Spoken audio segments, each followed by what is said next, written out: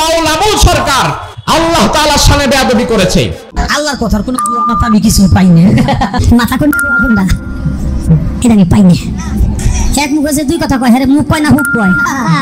আল্লাহর কথার নাকি কোনো আগা মাথা ঠিক নাই, এমন জঘন্য কথা আল্লাহর শানে সে বলেছে।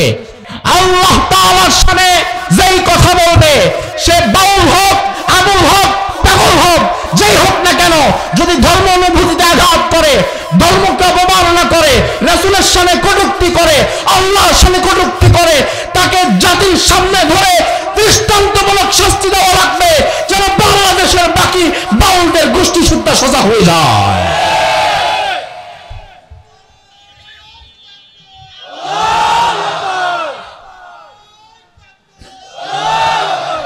লা ইয়াবকা মিনাল কুরআনি ইল্লা রাসমুহু, কোরআনের শুধু তেলাওয়াত থাকবে, তবে কোরআনের কোনো আইন থাকবে না।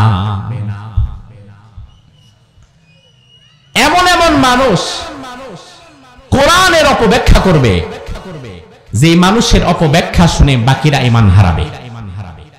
এমন একটা সময় কি বর্তমানে আছে না নাই?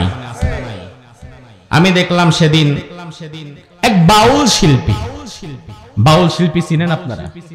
এদিকে আছে, প্রচলন আছে, এখন কমে গেছে। তবে আজ থেকে 30-40 বছর বা 20-25-30 বছর আগে গ্রামে গ্রামে বাউল গান, জারি গান, যাত্রাপালার একটা জমজমাট আসর আছে না নাই? ছিল। এই বিষয়টা এখনো কিছু কিছু জায়গায় আছে।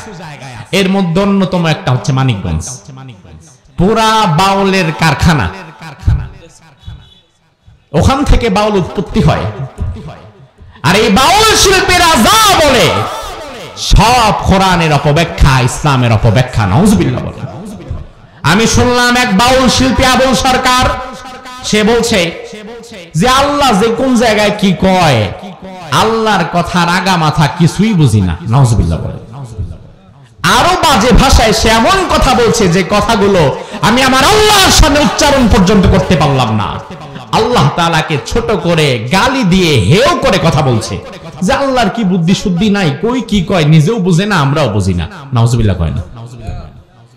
আল্লাহর সামনে কি এ সমস্ত কথা বললে ঈমান থাকবে?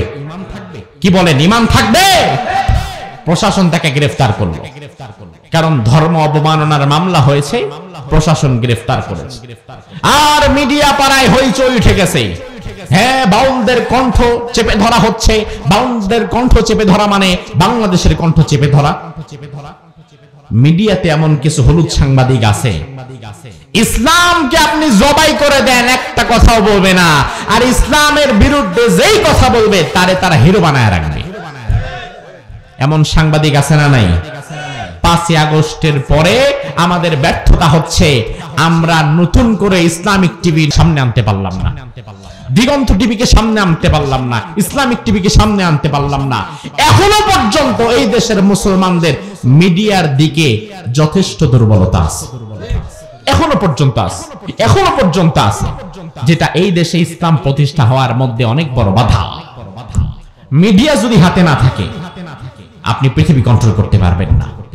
গোটা পৃথিবী কন্ট্রোল করে ইহুদিরা, কারণ মিডিয়া আছে ইহুদিদের হাতে। এই বাউল সরকার, এই বাউল আবুল সরকার আল্লাহ তাআলার শানে বেয়াদবি করেছে। আল্লাহর কথার নাকি কোনো আগা মাথা ঠিক নাই, এমন জঘন্য কথা আল্লাহর শানে সে বলেছে। তার যদি বিচার হয় আমরা তাতে খুশি না বেজার? তার যদি বিচার হয় আমরা তাতে খুশি না বেজার? আমার মুসলমান ভাইরা, আমাদেরকে একটা সিদ্ধান্তে ঐক্যবদ্ধ হওয়া লাগবে। আল্লাহ তাআলার শানে যেই কথা বলবে, সে বাউল হোক, আবুল হোক, পাগল হোক, যেই হোক না কেন, যদি ধর্ম অনুভূতিতে আঘাত করে, ধর্মকে অবমাননা করে, রাসূলের শানে কটূক্তি করে, আল্লাহর শানে কটূক্তি করে, তাকে জাতির সামনে ধরে দৃষ্টান্তমূলক শাস্তি দেওয়া লাগবে, যেন বাংলাদেশের বাকি বাউলদের গোষ্ঠী সুদ্ধা সোজা হয়ে যায়।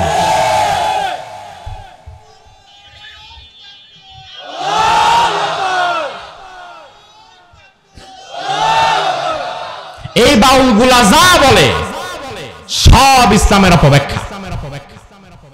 আল্লাহ কোরআনে কি বলছে না বলছে, আল্লাহর কথার আগা মাথা নাই নাকি বেটা তোর আগা মাথা নাই?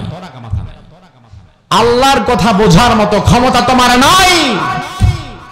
ফিআলুল হাকিম লা ইয়াখলু আনিল হিকমাহ, তিনি মহাপ্রজ্ঞাময়, তার কোনো কথা প্রজ্ঞার বাহিরে নয়। হয়তো আপনি বুঝেন, নয়তো বুঝেন না। ব্যর্থতা আল্লাহর না, ব্যর্থতা আপনার। ব্যর্থতা আল্লাহর না। আর এই বাউলদের জন্য এখন কত মায়া কান্না। এই বাউলগুলার জন্য যেগুলা মায়া কান্না করে, এইগুলাও মূলত এই বাউল এবং নাস্তিকদের দোষর। সরাসরি নাস্তিক্যবাদ প্রমোট করতে পারে না, কিন্তু তাদেরকে সামনে এনে নাস্তিক্যবাদকে প্রমোট করে। আমি আজ চ্যালেঞ্জ ছুড়ে দিয়ে বলতে পারি, এই বাউলের বাচ্চাগুলা যদি শুধুমাত্র সূরা ফাতিহাটা শুদ্ধ করে একবার পড়তে পারে, মাইকের সামনে কথা বলা ছেড়ে দিব। এই মানুষগুলো মূলত সূরা ফাতিহা একবার শুদ্ধ করে পড়তেও পারে না, অথচ তারা জারি গানের মধ্যে ইসলাম, কোরআন, আল্লাহ রাসূলকে নিয়ে এমন বাজে ভাষায় কথা বলে যেন রাসূল তার মামুর বাড়ির খালু। এমন জঘন্য ভাষায় কথা বলে, টিটকারি করে। নাউজুবিল্লাহ বলবেন না? তো রাসূল যে বলে গেলেন, এমন এক জামানা আসবে যখন কোরআন শুধু নামে থাকবে, কামে না, এমন জামানাও চলে এসেছে। এরপরে বিশ্বনবী বললেন, এমন এক জামানা তোমাদের সামনে আসবে, মাসাজিদুহুম আমিরাতুন ওয়া হিয়া খারাবুম মিনাল হুদা, মসজিদগুলো থাকবে চাকচিক্যময়, তবে ওই মসজিদের মধ্যে কোনো হেদায়েত থাকবে না। আমার ভাই, যতদিন যাচ্ছে আমাদের মসজিদগুলো সুন্দর হচ্ছে। মসজিদ সুন্দর হওয়া খারাপ কোনো বিষয় নয়। মসজিদ আল্লাহর ঘর, সৌন্দর্য তো আপনি করতেই পারবেন, তবে বর্তমান যতদিন যাচ্ছে মসজিদ হচ্ছে পাকা, মুসল্লি হচ্ছে কাঁচা। আর রাসূলের জামানায় মসজিদ গুলো ছিল কাঁচা, তবে তার মুসল্লি গুলো ছিল ইমানদার, পাকা। রাসূল বলে গেলেন, কিয়ামতের পূর্বে সমাজের মসজিদ সুন্দর হবে, হেদায়েত থাকবে না। কেন হেদায়েত থাকবে না? তার কারণ কি?